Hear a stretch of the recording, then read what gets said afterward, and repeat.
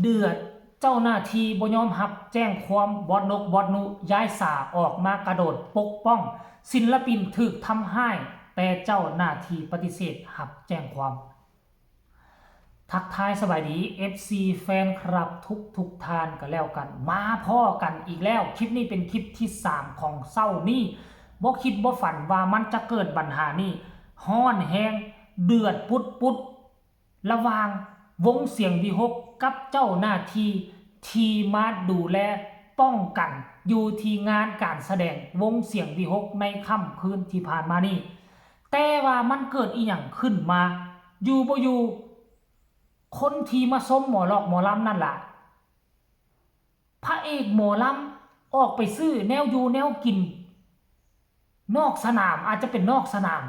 ม่องที่กับเจ้าขายเครื่องขายของนะมันจะมีเขตล้อมสังกะสีมันจะมีเขตนอกสังกะสีแล้วก็จะมีขายนู่นขายนี่ขายนั่นทั้งอาหารทั้งเครื่องดอกเครื่องดื่มกับว่ากันไปผสมปนเปแล้วมันเกิดอีหยังขึ้นคือว่าแนวนี้อยู่บอสนกพงศกรมาโพสต์กลางดึกมือคืนนี้ทั้งบอสนกย้ายสาฝากไปถึงสน.นั่นโอ้โหเขาใส่สุดเพชรขนาดนี้เขาแต่งตัวระดับนี้ออกไป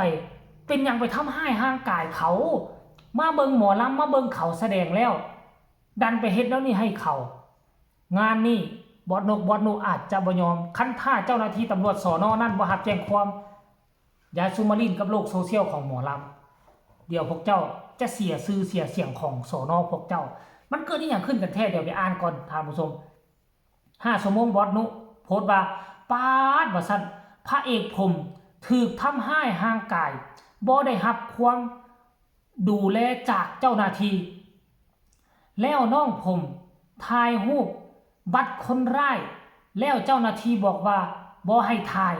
บัตรประชาชนมันผิดดีที่น้องถ่ายคนที่ทำไว้ได้เทิงบ่คุ้มตัวคนทำผิดพวกเจ้าคิดว่าจังใดอาชีพใดมันก็มีเกียรติมีศักดิ์ศรีนำกันหมดลองมันตบหัวพวกเจ้าสิว่าซั่นเด้อยู่เป็นคนบ่ครับสิบ่ซ่อมเขาจนเลือดสาดพุ่นบ่ครับว่าซั่นขอความเมตตานะครับผมจะเอาเรื่องมันให้ถึงที่สุดน้องชายผมจะไม่เจ็บฟรีผมขอฝากถึงท่านผู้กำกับสภ.พนมไพรมีคนมาทำร้ายศิลปินผมไม่ยอมจัดการให้พวกเขาด้วยครับอันนี้คือบอสนกเดี๋ยวมาเบิ่งของบอสนุบ่เนี่ยบอสนุกับโพสต์คือกันเอาเรื่องให้ถึงที่สุดเอาค่อยก็ว่าอยู่เป็นอย่างเจ้าหน้าที่ตำรวจคือปฏิเสธหรือว่าเป็นเจ้าหน้าที่ตำรวจนอกเครื่องแบบวะเป็นคนเขาเองบ่เขาจึงบ่จัดการให้โอ้โหแบบนี้นี่มาเบิ่งของบอสนุเด้อบอสนุก็โพสต์เดือดฝากถึงคนในบอสนุนะทุกคน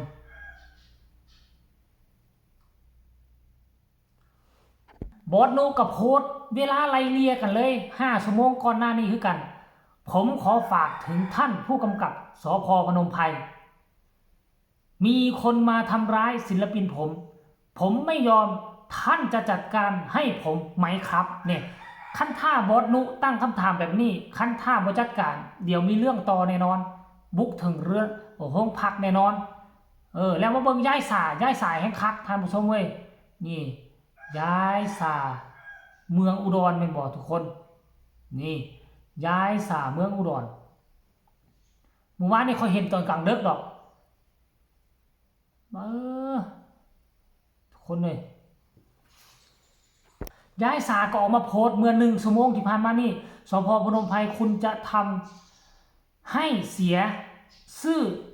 เสียงอำเภอจริงเหรอคะตามจับคนร้ายมาลงโทษด้วยค่ะพระเอกท็อฟฟี่โดนทำร้ายหน้าเวทีโอ้โหเมื่อ1 ชั่วโมงเป็นการอัปเดตเรื่องนี้ว่าไปถึงใส่แล้ว ถ้า1ชั่วโมงมาโพสต์แบบนี้นั่นหมายความว่าเจ้าหน้าที่ตำรวจบ่ทำในบ่จัดการในทานผู้ชม FC แฟนคลับแล้วเป็นอย่างมันคือเกิดปัญหานี้ขึ้นมาแล้วเป็นอย่างมันคือเป็นแนวนี้นั่นเขาเอิ้นว่าเหตุซึ่งหน้าคันเหตุซึ่งหน้ากะควรจะต้องจัดการแม่นบ่กฎหมายลาวกฎหมายไทยคือกันเอิ้นว่าเหตุซึ่งหน้าเจ้าหน้าที่ปฏิบัติหน้าที่อยู่ในวงหมอลำนั้นแล้วเหตุมันเกิดอยู่กับวงหมอลำนั้นเขาก็แล่นมาเอิ้นเจ้าหน้าที่แต่ว่าเจ้าหน้าที่บ่จัดการแล้วผู้ใดเป็นผู้ลงมือน่าจะเป็นผู้เสื้อสีเขียวนี่บ่ทุกคนนี่นะเป็นผู้นี้หรือบ่มายืนเอามือควยหลังยืนเฮี้ยงกันกับเจ้าหน้าที่บ่แต่ว่าหน้าตาคือกันเป๊ะคันว่าแม่นผู้เสื้อสีเขียวนี่ก็คือสิแม่นน้องชายของเจ้าหน้าที่ตำรวจนั่นแหละเขาจึงบ่จัดการบ่คือกันบ่พวกเจ้าเบิ่งนี่หรือว่านี่เป็นตำรวจนอกเครื่องแบบเนี่ยคือบ่2คนนี่คือกันไอ้น้องกันชำนาญบางทีน่ะอาจจะเป็นแบบสั้นใดโอ้อาจจะบ่แม่นท่านผู้ชมผู้เสื้อสีเขียวนี่บ่แม่นเด้อตามที่ค่อยไปเบิ่งรูปอยู่บัตรหั่นน่ะเอาแต่ว่าเขาคันบ่แม่นแล้วเขาไปเอากระเป๋ามาเอาบัตรมาได้จังได๋ท่านผู้ชม FC แฟนคลับเอาสรุปรวมแล้วบ่เว้ายาวหลายสรุปรวมๆก็คือว่าศิลปินถูกทำให้เจ้าหน้าที่ปฏิเสธบ่รับแจ้งความบ่รับที่จะติดตามเอาคนที่ลงมือมารับผิดชอบมันก็เลยเกิดความเดือดดาลของ3คนอยู่ในวงเสียงวิหกเดี๋ยวไปอ่านคำคิดคำเห็น FC แฟนคลับจะว่าแนวใดเข้าข้างตำรวจหรือจะเข้าข้างหมอลำคอมเมนต์นี้บอกว่าเอาเรื่องเต็มทีเลยลูกบอสว่าซั่นนี่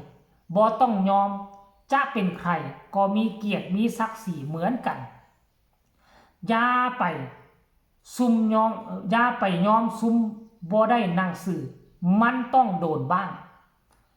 ยอมบ่ได้ค่ะพอแบบนี้มีหัวใจคือกันแสดงว่าตำรวจเข้าข้างคนผิดแบบนี้บ่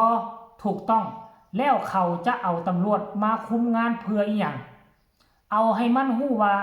อีหยังเป็นอีหยังกำลังใจเด้อลูกๆเสียงวิหกคนนี้บอกว่าตำรวจจริงไหมไม่อย่างนี้สรวหรือเปล่าตำรวจไม่มีนะหมวกเขียวอาจจะเป็นตำรวจบ้านนะท่านผู้ชมตามครับอยากเห็นจุดจบอันธพาลวาซันเดดูตรงหมายเลขบัตรประชาชนเห็นชัดค่ะวาซันเด